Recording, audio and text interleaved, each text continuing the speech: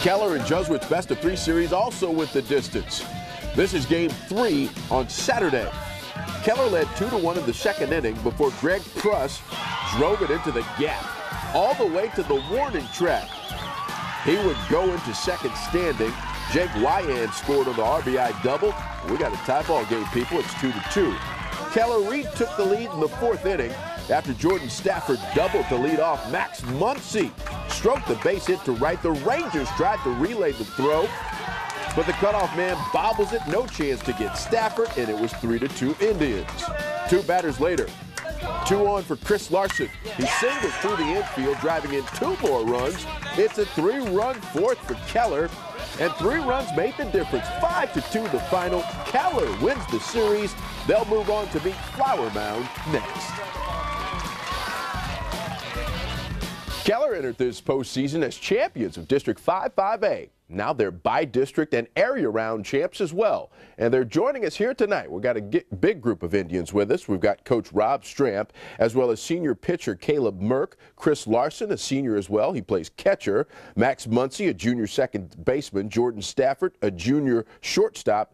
And another senior, Britton Blanc, is a center fielder. Coach Stramp, let's start with you. I mean, you guys have had great success this season. Tell me what this bunch of ball players is like.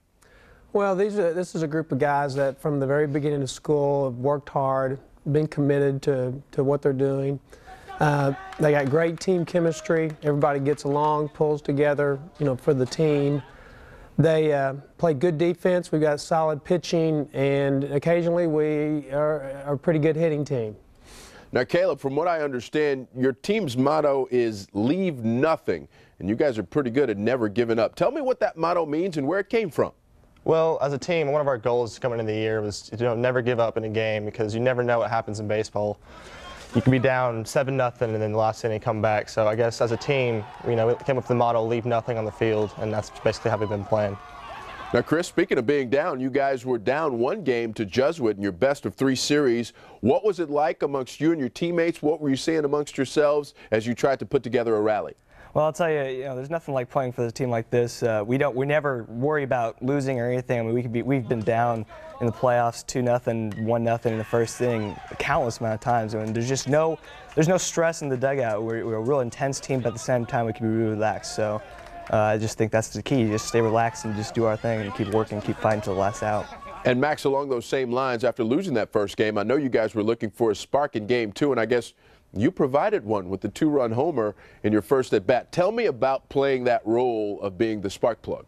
Well, I think it's a big role because in the Friday night game, we didn't score any runs. We really didn't have any hits, so when we got those first 2 runs in the inning, it really helped us jump out to a big lead, and we ended up scoring 12 runs that game.